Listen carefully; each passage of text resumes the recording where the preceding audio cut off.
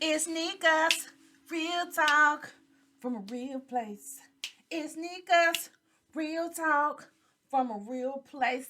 What's up, my good people? Hey, it's Black History Month. Y'all, I just want y'all to know it's Black History Month. So Blacktivity is going down, okay? Everything black on black on black on black on black on black, except for crime. We don't want that. All right, I am so happy. Yeah, we got the shortest month. People always say we got the shortest month. It don't matter. We got a month to express. Say it loud. I'm black and I'm proud. Hey, that's what Uncle JB said. Hey. Okay. Happy Black History Month to all my black people, my Nubian queens and kings, and the princesses and the princes as well. All right, we gonna cut out this month, okay, y'all? Y'all just be representing. You know, I got a little.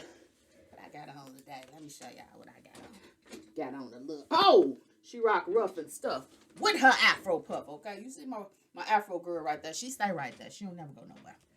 Okay, so I'm excited. I'm excited. It's our month. It's our month.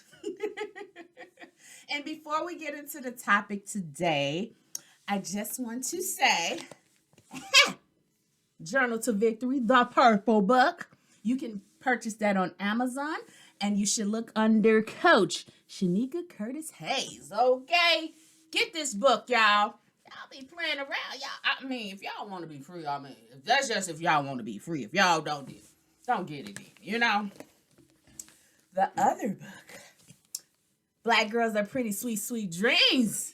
And I mean, the sales need to really be going up for this month, okay? Because this got some powerful people in there, okay? That you all need to hear about.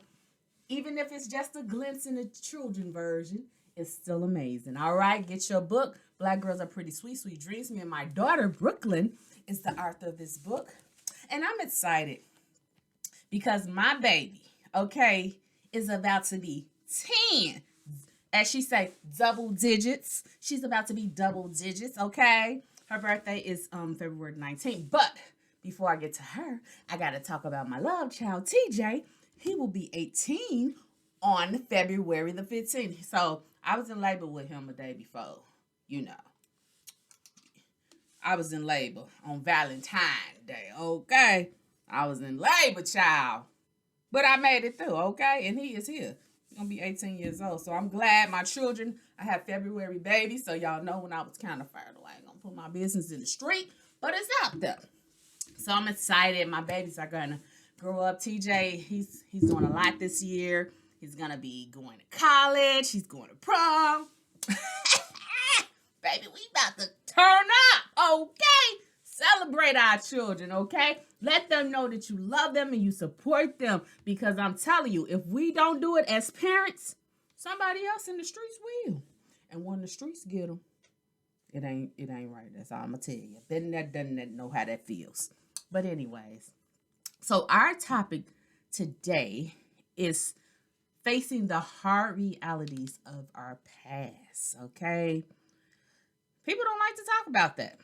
But I am an advocate for facing your past because if you don't, it's going to be hard to transition into your future or your present because you got a lot going on. So we're going to get into this topic, okay? The reason I bring this up, and I know you all have seen me probably bring it up before, talking about your past, and that's why I actually, if you get Journal to Victory, make sure I put that purple book up there again.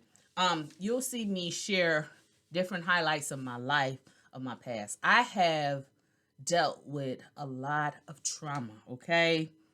And it's not to put nobody down and say I didn't have good parents and all that other stuff. I had the childhood I had, but it was what I needed to get me to where I am now. So I don't take nobody. Shh. Don't say it, girl. Don't say it.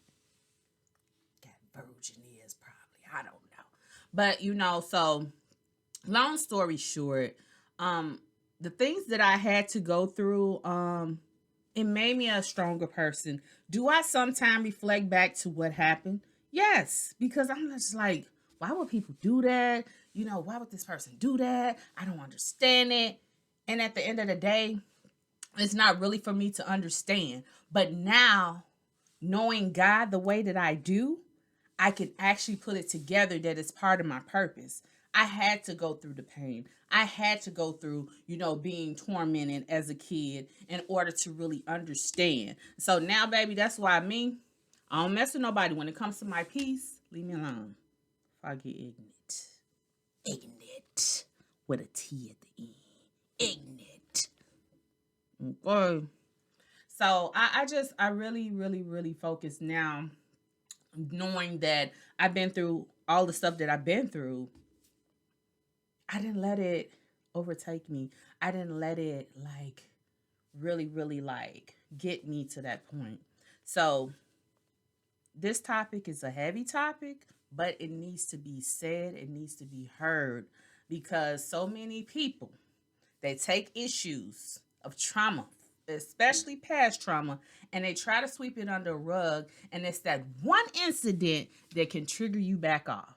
So it's so important to deal with it. Okay? Face it head on. All right? So I'll give you all a little background. Like I said, it's hard to really to capture. And I know, people will say, you go to therapy and things will be better and things like, not all the time. Everybody, therapy is amazing. It's really amazing, and it's really helpful, a very, very helpful tool. And I'm not just saying that because I work in the mental health field, but it's a very helpful tool to get you to understand what you went through, why you went through it, and how to overcome it.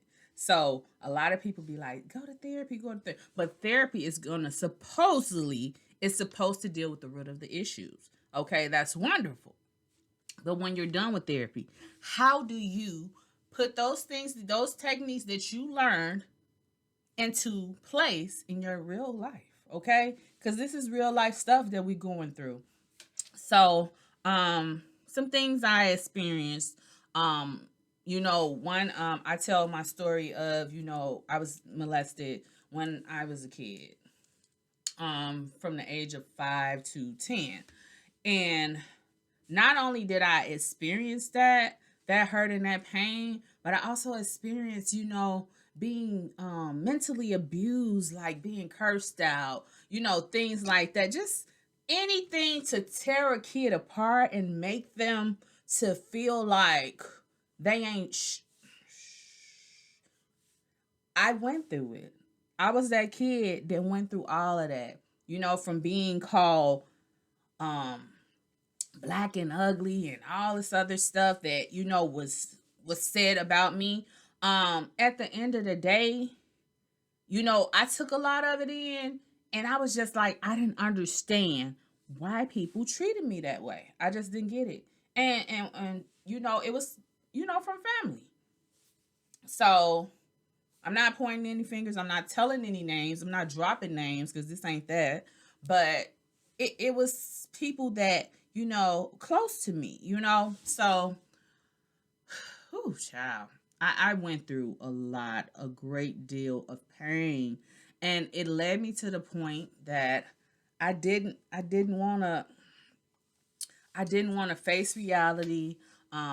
It made me very suicidal. Oh my goodness. It made me I'm like, you know what? There's too much pain for anyone to go through. And I didn't want to be a part of life anymore. And that's what happens. And that's why I understand when people go through depression. Depression is so real. People be like, oh, they just want attention. No. When people are going through depression, it's a real thing. It affects you in ways that you can't understand. So just to say, oh, she just attention seeking or whatever that person is going through, validate what they're going through and find out how you can help that person, as opposed to just being judgmental right away. Come on. We can't do that. And so not having someone to talk to get through those different hurdles is a lot. So Did I have people that could have helped me when I was going through these different things? Of course I did. Did I talk to them? No, I did not, because I didn't, you know, this is just my stuff. I don't know about other people, but when you're going through those different things, you feel as though you can't trust people because you don't know how it's going to blow up. You don't know how it's going to be reflected towards you. And what's going to be said. It could sometimes be a situation that makes the situation even worse than what it is. Okay. So when I experienced what I experienced, like I said, it made me to be very promiscuous. Baby, I was out there wild. I was wilding. Because it's like they said the song, looking for love in all the wrong places. That was me. I looked for love in all the wrong places because of my pain. I looked for someone to save me because of my pain.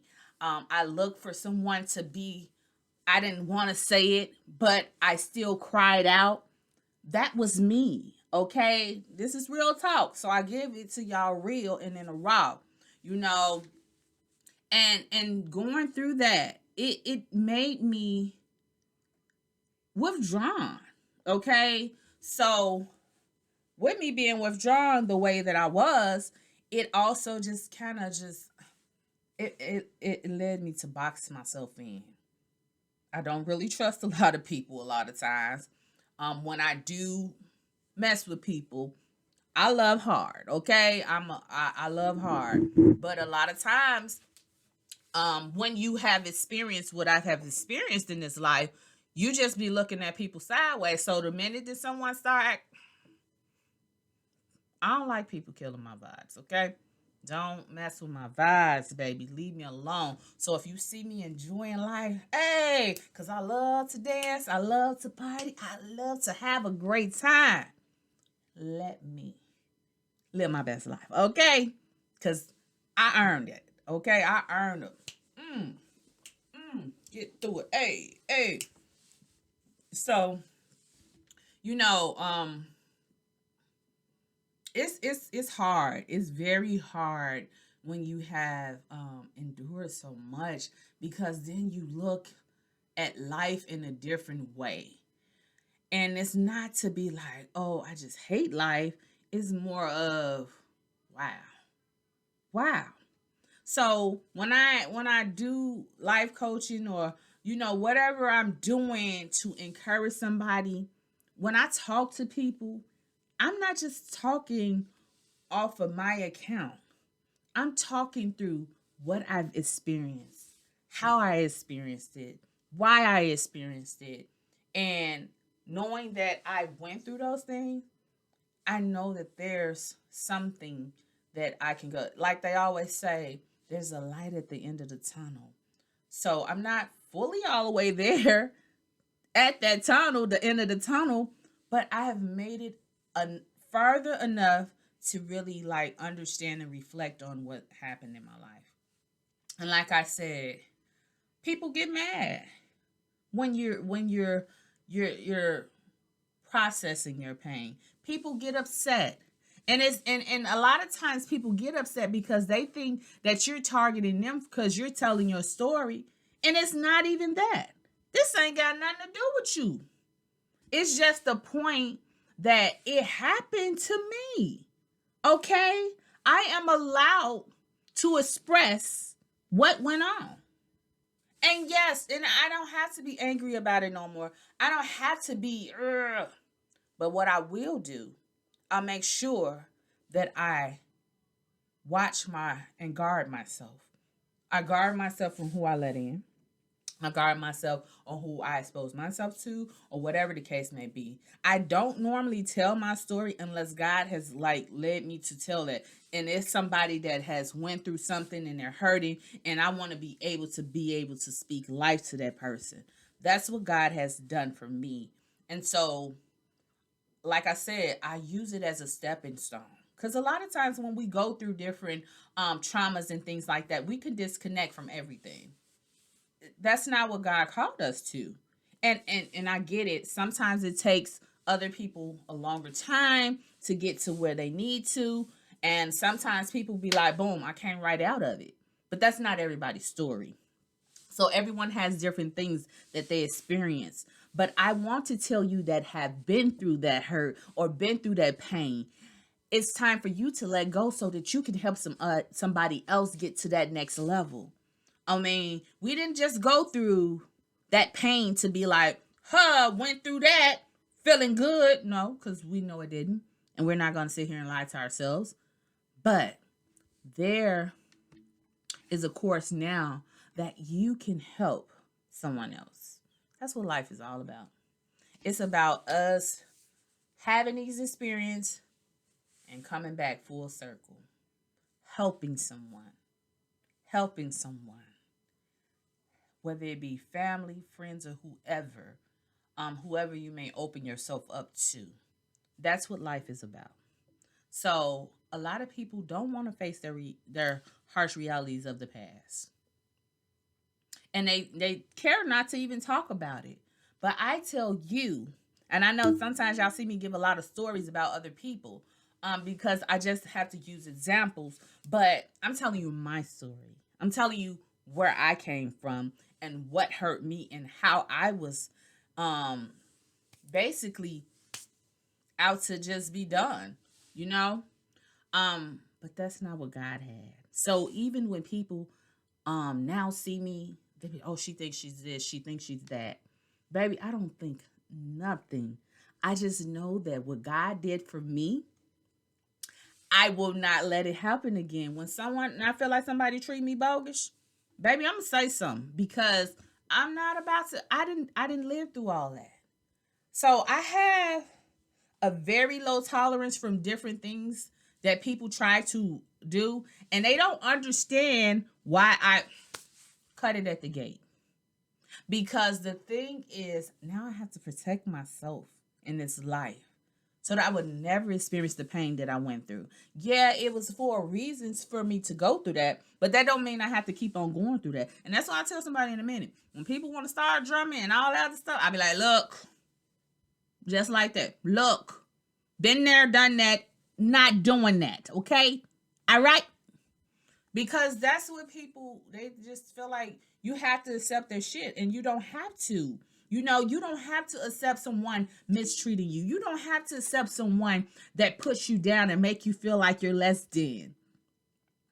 But when you look in the mirror, you see a queen or you see a king, you know, you don't have to negotiate with, oh, she said this about me. Because if it ain't true, cut it at the gate. Cut it at the gate. And so that's why I tell people all the time, like, I am very adamant. I'm sorry, I just finished eating now. I am very adamant about who my children are around. Okay. They don't really sleep over a lot of people's houses. They don't really go to a lot of people's functions. And the reason why is because I'm going to protect my babies. Okay? I'm going to protect my babies because a lot of times we think people are so close and they're a friend of a family or the family and they thinking you're safe. Because that's supposed to be your safe haven. Your home is supposed to be your safe haven. But if somebody raggedy, somebody that's close to you that's raggedy, expose them. Talk to your children about people that try to hurt them. Okay? Expose the babies to, when you see this, you see that, let me know. Because I'm telling you, my mother, I know she deep down inside, she knew I went through these things, but she didn't know how to come out and say it, but she was waiting for me. Like, I look back now, she gave me so many telltale signs that she felt my pain or she felt what I was going through. But although she really didn't know full on what was going on, it was just horrible. She'll give me, like, she'll say things and I'll be like, oh, this is my time, but I didn't. Like I said, when I dealt with my abuse of being molested, I held that. I held it for a very long time, people kept saying, like, if something happened, because again, in the Black community, it's not always welcome to tell the things that happen. And we have to let it out. We have to let it fly. We have to stop trying to push things under a rug. These things are not meant to go under rugs. They are meant to be addressed so that someone's life can be changed forever. Because some people hold things into the grave, and you never heard the story. So, again, when you're sharing your past reality, and your pain and your traumas and all those different things that, have you at this mode to where you're at and you're not able to really open up, it begins to eat away at you. Okay? So there is so much freedom in you releasing what you have been through versus what, you know what I'm saying? Don't hold it in. I don't care if it could be one, it don't have to be like 1 million people you share this thing with, but just share it, because you are not alone. Just something that you think you went through, someone went through way worse than you. So don't feel like you're alone. You can't talk to anyone, but I'm going to tell you, release it.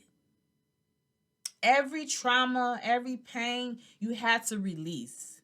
Does it make you guarded as a person? Yes, I am very guarded. So if you even say something wrong to me, I look at you funny, or I might go off. I don't know what you gonna get, but I do that because I gotta protect myself. I have to protect me. I have to put a guard over my heart to make sure I'm not just letting wolves and vultures in to come and just do whatever they want to me. And that's the thing. People feel like when you're open, you just, and I don't live like that. And should I be always looking at people side eye like, what you want? No, I probably shouldn't. But again, all of that stems from trauma. Okay? It all comes from trauma. And people, they don't know how to deal with those things or navigate those different things.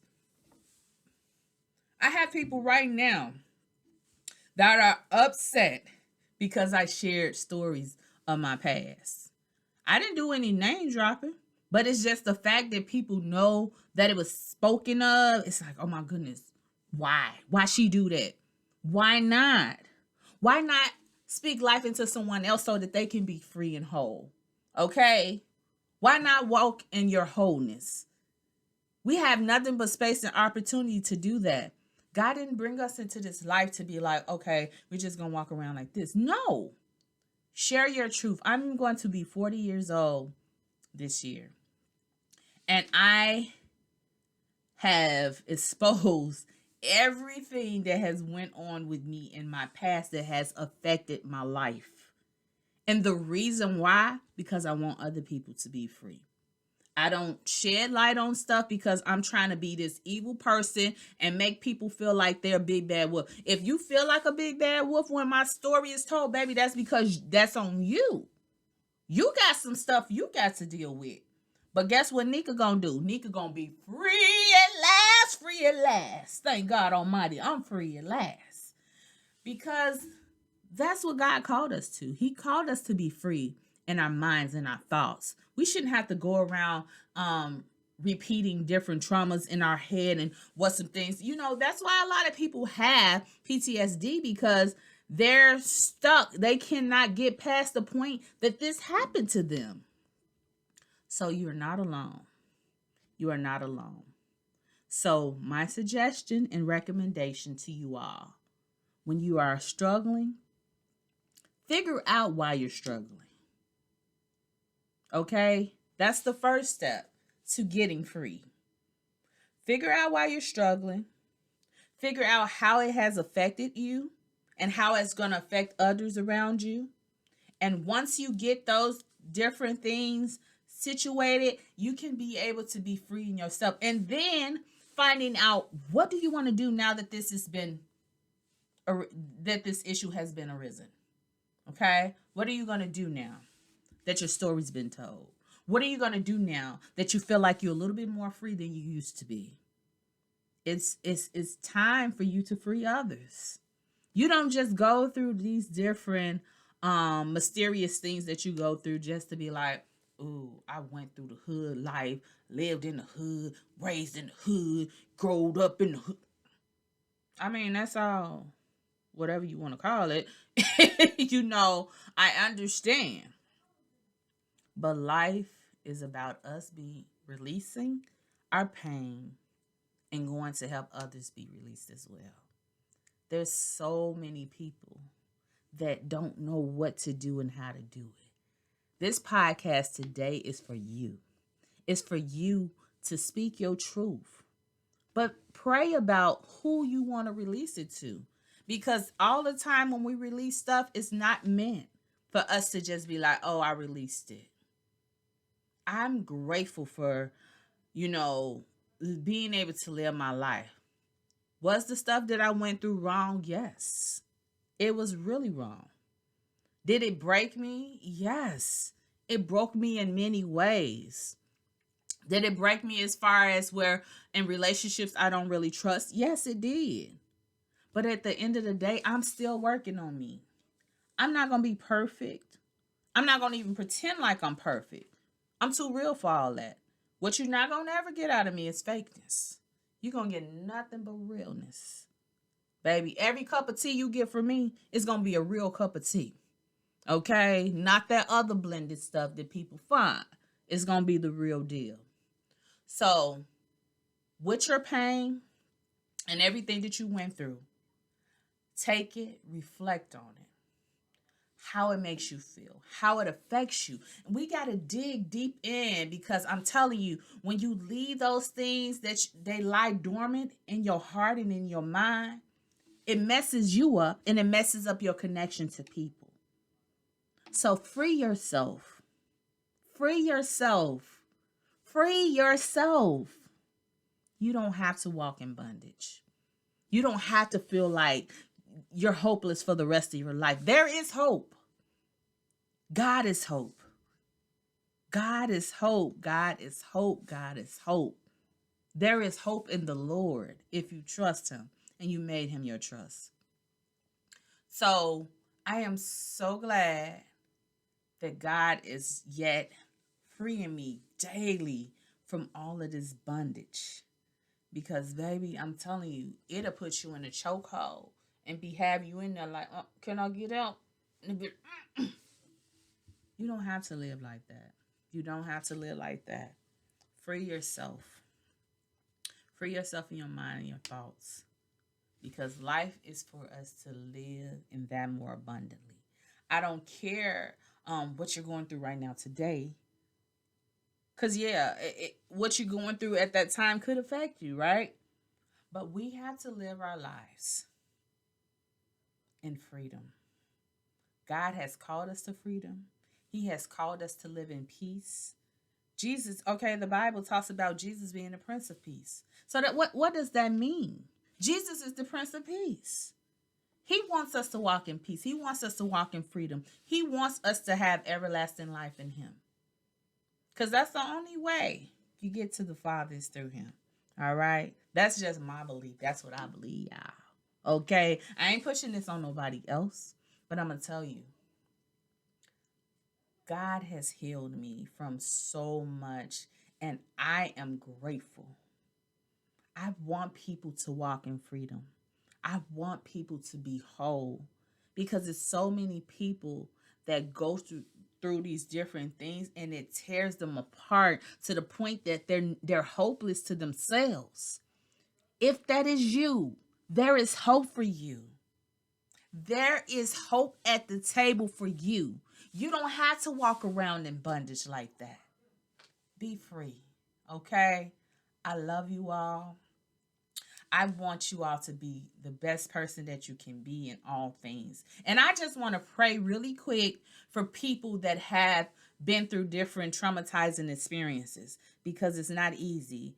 Okay. And the Bible talks about, the strong bearing the infirmities of the weak. Okay. So I just want to pray really briefly. Father God, I thank you. I give you glory, praise, and honor. You are awesome in all your ways. There is no one like you, Lord. I lift you up and I magnify your name. God, I come right now on behalf of the bowed down head, that person that feels like they're in bondage and they can't get out, God. That person that feels like their trauma has eaten them alive, God. God, give them freedom right now as they listen to this prayer, God. I pray that you free them in every way in their life, oh God. Everything that you have called them to, God. I pray that you order their steps, God, that they'll be led by you at all times, Lord, because you are so caring and loving. Thank you, God, for delivering me so that I can deliver a word to your people. Thank you, God, that you have kept me and you kept my mind, God, even in the midst of the pain that I went through, God. Every pain, everything that I even went through, Lord, you were there, God. And I thank you that you brought me out so that I can help someone else, Lord. And these people, when they get free, God, I pray that they will continue to give that lifeline to others, God. You are a just God. You are wonderful. Release them of any demonic bondage that is holding them back from what you have called them to do, God. I give you glory because you are the true and living God, and there is no one besides you. And I continue to praise you, for you are forever worthy, God. And I thank you. I love you all. Amen. I love you all. And I just pray that you be the best version of you that you can be and continue to be amazing on purpose. It's been real. Love, peace, and just let your soul glow.